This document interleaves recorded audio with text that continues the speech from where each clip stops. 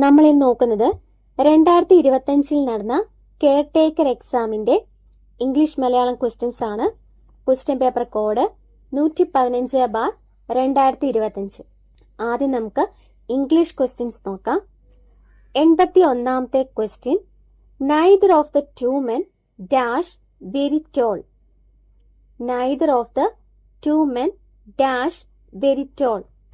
Option A were, option B has, option C was, option D be. അപ്പം ഇവിടെ തന്നിരിക്കുന്ന sentence neither ഓഫിലാണ് തുടങ്ങുന്നത്. അപ്പോ നൈദർ ഓഫ് സബ്ജക്റ്റ് ആയി വരുമ്പോൾ നമ്മൾ എങ്ങനെയുള്ള വെർബാണ് ഉപയോഗിക്കേണ്ടത്? Singular verb.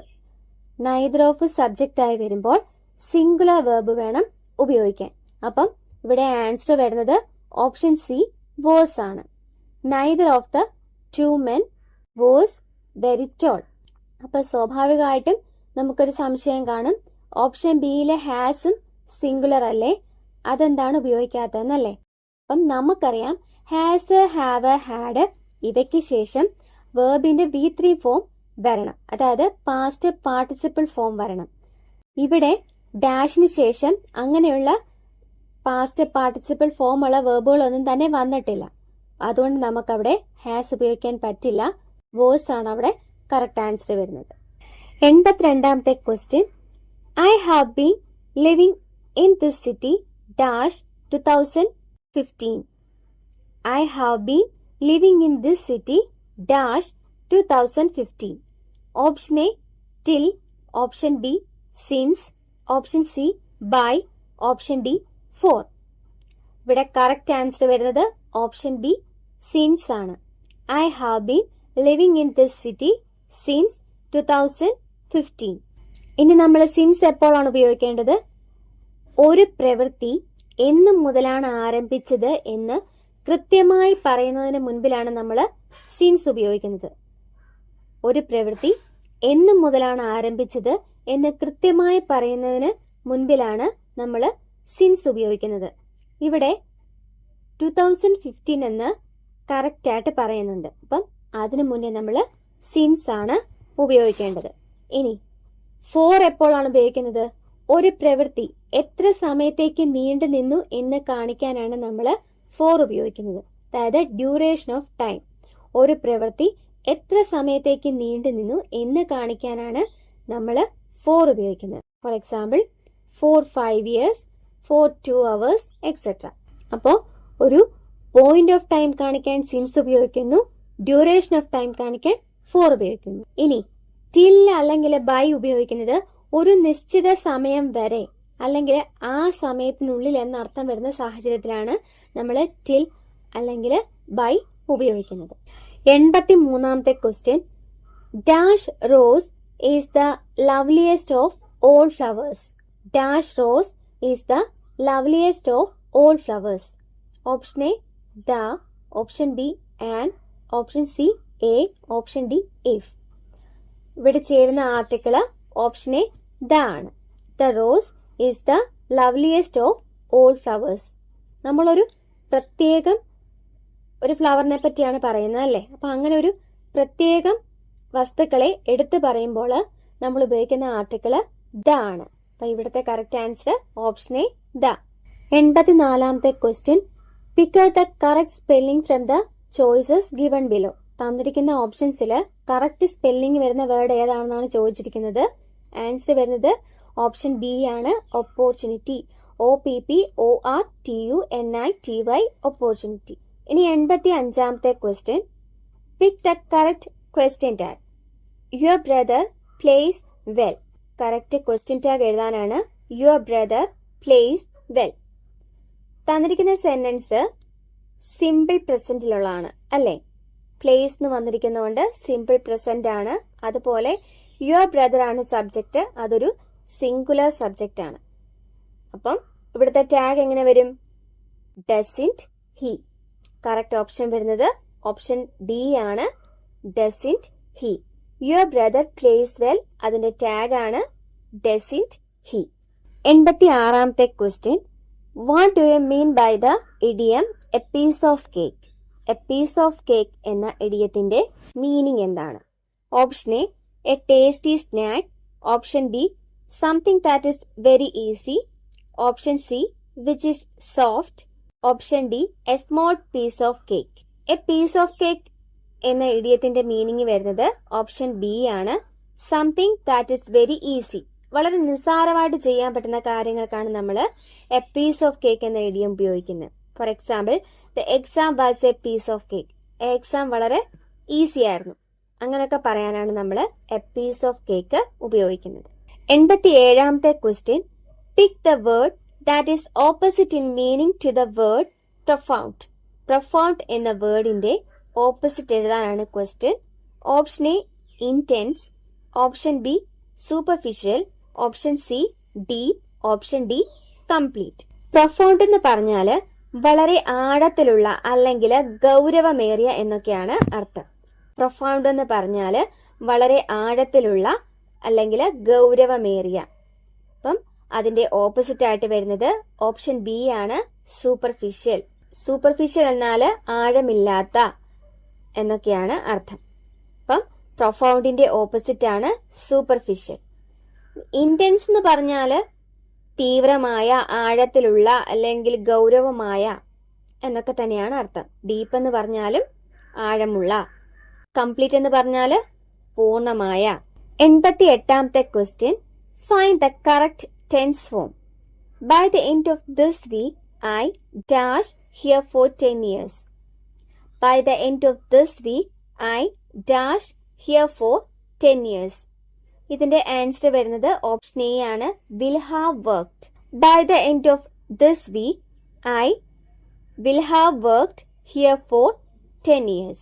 നമ്മൾ ഭാവിയിലെ ഒരു നിശ്ചിത സമയത്തിനുള്ളിൽ പൂർത്തിയാകാനിടയുള്ള ഒരു കാര്യത്തെക്കുറിച്ച് പറയുമ്പോൾ ഫ്യൂച്ചർ പെർഫെക്റ്റ് ടെൻസ് വേണം ഉപയോഗിക്കാൻ. ഭാവിയിലെ ഒരു നിശ്ചിത സമയത്തിനുള്ളിൽ പൂർത്തിയാകാനിടയുള്ള ഒരു കാര്യത്തെക്കുറിച്ച് പറയുമ്പോൾ ഫ്യൂച്ചർ പെർഫെക്റ്റ് ടെൻസ് വേണം ഉപയോഗിക്കാൻ. തന്നിരിക്കുന്ന സെന്റൻസിൽ എന്താ പറയുന്നത്? ഈ വീക്ക് അവസാനമാവുമ്പോഴേക്കും ഞാൻ ഇവിടെ വർക്ക് ചെയ്യാൻ തുടങ്ങിയിട്ട് 10 വർഷമാകും. അപ്പം ഈ ആഴ്ച പൂർത്തിയാകുന്ന ഒരു കാര്യത്തെക്കുറിച്ചാണ് ഇവിടെ പറയുന്നത്. അപ്പം അതുകൊണ്ട് ഇവിടെ ആൻസർ വരുന്നത് ഓപ്ഷൻ എ ആണ്, വിൽ ഹാവ് വർക്ക്ഡ്. 89ാമത്തെ question, what do you mean by the term magnum opus? Magnum ഓപ്പസിന്റെ മീനിങ് എന്താണെന്നാണ് question. Option A very wealthy. Option B something very expensive. Option C a great work. Option D very little. ഇവിടെ answer വരുന്നത് option C ആണ്, a great work. Magnum opus എന്നതിന് meaning ആണ് option C, a great work. 90ാമത്തെ question, what do you call someone who is a beginner in any profession? One word എഴുതാനാണ് question. Someone who is a beginner in any profession. Option A veteran. Option B novice. Option C adept. Option D ace. ഇവിടെ answer വരുന്നത് option B, novice ആണ്. ഏതെങ്കിലും ഒരു ജോലിയിലോ പ്രൊഫഷനിലോ ഒരു തുടക്കക്കാരനെ നമ്മൾ പറയുന്ന പേരാണ് നോവിസ്. എക്സ്പീരിയൻസ് ഇല്ലാത്ത ആളാണ് നോവിസ്. വെറ്ററാൻ എന്ന് പറഞ്ഞാൽ ആൻ എക്സ്പീരിയൻസ്ഡ് പേഴ്സൺ ആണ്. വളരെ എക്സ്പീരിയൻസ് ഉള്ള പേഴ്സണെ പറയുന്നതാണ് വെറ്ററാൻ. അപ്പം നോവീസ് എന്നതിന്റെ ഓപ്പോസിറ്റ് ആണ് വെറ്ററാൻ. ഇനി അഡപ്റ്റ് എന്ന് പറഞ്ഞാൽ സ്കിൽഡ് അല്ലെങ്കിൽ എക്സ്പേർട്ട്. ഏസ് എന്ന് പറഞ്ഞാലും അത് തന്നെയാണ്, എക്സ്പേർട്ട് അല്ലെങ്കിൽ ടോപ്പ് പെർഫോമർ. അപ്പം നമ്മൾ ഇംഗ്ലീഷിലെ 10 ക്വസ്റ്റ്യൻസ് നോക്കിക്കഴിഞ്ഞു. നമ്മുടെ ഈ ചാനലില് നമ്മൾ മലയാളം, ഇംഗ്ലീഷ്, മാത്സ് ഇവയുടെ പ്രീവിയസ് ഇയർ ക്വസ്റ്റ്യൻസും പോളുകളും മാത്രമാണ് ചെയ്യുന്നത്. നമ്മുടെ മെയിൻ ചാനലായ എയിം ഫോർ PSCയിൽ പ്രീവിയസ് ഇയർ ക്വസ്റ്റ്യൻ പേപ്പറിലെ GK പാർട്ടും അതുപോലെ കറണ്ട് അഫയേഴ്സും SCRT ടെക്സ്റ്റ് ബുക്കുകളുടെ ക്ലാസ്സുകളും ഒക്കെ നമ്മൾ ചെയ്യുന്നുണ്ട്. അവയുടെ പോൾസും അവിടെ ലഭിക്കുന്നതാണ്. അപ്പം MEM ചാനൽ കാണുന്നവര് ആ ചാനലും കൂടെ സബ്സ്ക്രൈബ് ചെയ്യാൻ ശ്രമിക്കുക. അതുപോലെ നമ്മൾ PSC ഉദ്യോഗാർത്ഥികൾക്ക് അത്യാവശ്യമായിട്ടുള്ളത് മാത്രമേ കൊടുക്കുന്നുള്ളൂ. അതുപോലെ നിങ്ങൾക്ക് പഠിക്കാൻ ആവശ്യമുള്ള എന്തെങ്കിലും ഗൈഡ്, റാങ്ക് ഫയലോ ഒക്കെ വാങ്ങണമെന്നുണ്ടെങ്കിൽ നമ്മുടെ മെയിൻ ചാനലിലെ പ്രൊഡക്റ്റ് ലിങ്ക് ചെക്ക് ചെയ്യുക. ഇനി നമുക്ക് മലയാളത്തിലെ ക്വസ്റ്റ്യൻസ് നോക്കാം. 91ാമത്തെ ക്വസ്റ്റ്യൻ, ചേട്ടൻ എന്നതിന്റെ പര്യായ പദം ഏത്? ഓപ്ഷൻ എ അഗ്രജൻ. ഓപ്ഷൻ ബി കനിഷ്ഠൻ. ഓപ്ഷൻ സി സഹജൻ. ഓപ്ഷൻ ഡി അർഭകൻ. അപ്പം ചേട്ടൻ എന്ന പദത്തിന്റെ പര്യായ പദമാണ് ഓപ്ഷൻ എ അഗ്രജൻ. ചേട്ടൻ എന്ന പദത്തിന്റെ പര്യായ പദമാണ് അഗ്രജൻ. അതുപോലെ കനിഷ്ഠൻ എന്ന് പറഞ്ഞാൽ ഇളയ സഹോദരൻ എന്നാണ് അർത്ഥം. കനിഷ്ഠൻ, ഇളയ സഹോദരൻ. സഹജൻ എന്ന് പറഞ്ഞാൽ ഒപ്പം ജനിച്ചവൻ. ഇനി അർഭകൻ എന്ന് പറഞ്ഞാൽ കുട്ടി അല്ലെങ്കിൽ ശിശു. 92ാമത്തെ ക്വസ്റ്റ്യൻ, അയക്കുന്നവൻ എന്നർത്ഥം വരുന്ന പദം ഏത്? ആൻസർ വരുന്നത് ഓപ്ഷൻ ഡി ആണ്, പ്രേഷകൻ. അയക്കുന്നവൻ എന്നർത്ഥം വരുന്ന പദമാണ് ഓപ്ഷൻ ഡി, പ്രേഷകൻ. പ്രേക്ഷകൻ എന്ന് പറഞ്ഞാൽ കാണുന്നവൻ. പ്രേഷിതൻ എന്ന് പറഞ്ഞാൽ അയക്കപ്പെട്ടവൻ. ഇനി 93ാമത്തെ ക്വസ്റ്റ്യൻ, മൈറ്റ് ഈസ് റൈറ്റ് സമാനമായ മലയാളത്തിലെ ചൊല്ലേത്? മൈറ്റ് ഈസ് റൈറ്റ് എന്നതിന്റെ സമാനമായ മലയാളത്തിലെ ചൊല്ല്. ആൻസർ വരുന്നത് ഓപ്ഷൻ ബി ആണ്, കയ്യൂക്കുള്ളവൻ കാര്യക്കാരൻ. 94ാമത്തെ ക്വസ്റ്റ്യൻ, വിപരീത പദം തെറ്റായ ജോഡി ഏത്? തന്നിട്ടുള്ള ഓപ്ഷനുകളിൽ തെറ്റായ ജോഡി ഏതെന്നാണ് ക്വസ്റ്റ്യൻ. ഓപ്ഷൻ എ രാഗം ദ്വേഷം. ഓപ്ഷൻ ബി ഹ്രസ്വം ദീർഘം. ഓപ്ഷൻ സി കാമം ക്രോധം. ഓപ്ഷൻ ഡി സഹിതം രഹിതം. ഇതിൽ തെറ്റായിട്ടുള്ള ജോഡി വരുന്നത് ഓപ്ഷൻ സി ആണ്, കാമം ക്രോധം. കാമം എന്നുള്ളതിന്റെ വിപരീത പദം ക്രോധം എന്നല്ല, നിഷ്കാമം എന്നാണ്. കാമം, നിഷ്കാമം. ബാക്കി എല്ലാ ജോഡികളും ശരിയാണ്. ഇനി 95ാമത്തെ ക്വസ്റ്റ്യൻ, ഭൂമി സമാനാർത്ഥമുള്ള പദമേത്? ഭൂമി എന്നതിന് സമാനാർത്ഥം വരുന്നത് ഏതാണെന്നാണ് ക്വസ്റ്റ്യൻ. ഓപ്ഷൻ എ നളിനി. ഓപ്ഷൻ ബി നിശീധിനി. ഓപ്ഷൻ സി രജനി. ഓപ്ഷൻ ഡി മേദിനി. ആൻസർ വരുന്നത് ഓപ്ഷൻ ഡി ആണ്, മേദിനി. ഭൂമി എന്ന് സമാനാർത്ഥം വരുന്ന പദമാണ് മേദിനി. ഇനി നളിനി എന്ന് പറഞ്ഞാൽ താമര എന്നാണ് അർത്ഥം. നളിനി, താമര. നിശീദിനി എന്ന് പറഞ്ഞാലും രജനി എന്ന് പറഞ്ഞാലും രാത്രി എന്നാണ് അർത്ഥം വരുന്നത്. 96ാമത്തെ ക്വസ്റ്റ്യൻ, താഴെ തന്നിരിക്കുന്നവയിൽ പൂജക ബഹുവചനം ഏത്? ആൻസർ വരുന്ന ഓപ്ഷൻ സി ആണ്, 3ഉം 4ഉം. അതായത് സ്വാമികൾ, ഗുരുക്കൾ. പൂജക ബഹുവചനം വരുന്നത് സ്വാമികൾ, ഗുരുക്കൾ. 97ാമത്തെ ക്വസ്റ്റ്യൻ, ആഗമസന്ധിക്ക് ഉദാഹരണം ഏത്? ഓപ്ഷൻ എ വെണ്ണീറ്. Option B Thiruvonam. Option C Palakkad. Option D ചെന്നില്ല. ആഗമസന്ധി എന്ന് പറഞ്ഞാൽ രണ്ട് പദങ്ങൾ തമ്മിൽ ചേരുമ്പോൾ അവയ്ക്കിടയിലേക്ക് പുതിയതായി ഒരക്ഷരം വന്നു ചേരുന്നതിനെയാണ് ആഗമസന്ധി എന്ന് പറയുന്നത്. രണ്ട് പദങ്ങൾ തമ്മിൽ ചേരുമ്പോൾ അവയ്ക്കിടയിലേക്ക് പുതിയ ഒരു അക്ഷരം വന്നു ചേരുന്നതിനെയാണ് നമ്മൾ ആഗമസന്ധി എന്ന് പറയുന്നത്. അപ്പം തന്നിട്ടുള്ള ഓപ്ഷൻസിൽ കറക്റ്റ് ആൻസർ വരുന്ന ഓപ്ഷൻ ബി ആണ്, തിരുവോണം. തിരു അധികം ഓണമാണ് തിരുവോണം.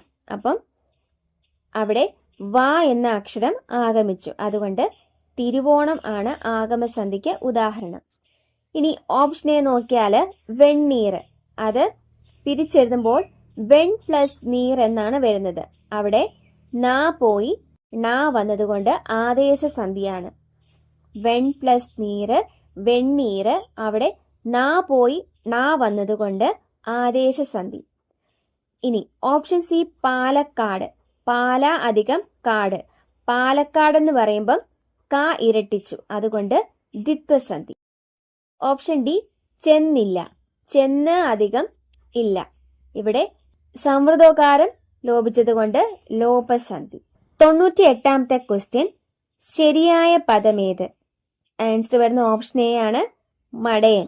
ഓപ്ഷൻ ബിയില് പീഡനം എന്നുള്ളതിന്റെ ഡാ തെറ്റാണ്. അതുപോലെ ഓപ്ഷൻ സിയിലെ ചിലവ് അല്ല ചെലവാണ്. ഓപ്ഷൻ ഡിയില് പിന്നോക്കമല്ല പിന്നാക്കം എന്നാണ്. 99ാമത്തെ ക്വസ്റ്റ്യൻ, ഏവൾ പിരിച്ചെഴുതുക. ആൻസർ വരുന്നത് ഓപ്ഷൻ സി ആണ്, എ പ്ലസ് അൾ. ഏവൾ എന്നത് പിരിച്ചെഴുതിയാൽ എ പ്ലസ് അൾ. 100ാമത്തെ ക്വസ്റ്റ്യൻ, നിരൂപകൻ സ്ത്രീലിംഗ പദമേത്? ആൻസർ വരുന്ന ഓപ്ഷൻ ഡി ആണ്, നിരൂപക. നിരൂപകൻ എന്നതിന്റെ സ്ത്രീലിംഗ പദമാണ് നിരൂപക. അപ്പം നമ്മൾ ഇന്ന് 115/2025 ക്വസ്റ്റ്യൻ പേപ്പറിലെ ഇംഗ്ലീഷ് മലയാളം ക്വസ്റ്റ്യൻസ് നോക്കിക്കഴിഞ്ഞു. നിങ്ങൾ കഴിവതും ചെയ്യാൻ പറ്റുന്നത്രയും previous year question paper work out ചെയ്ത് നോക്കുക. നമുക്ക് എക്സാമിൽ വളരെയധികം ഉപകാരപ്പെടുന്നതാണ്. പുതിയൊരു ക്ലാസ്സിൽ വീണ്ടും കാണാം. Thank you. Happy learning.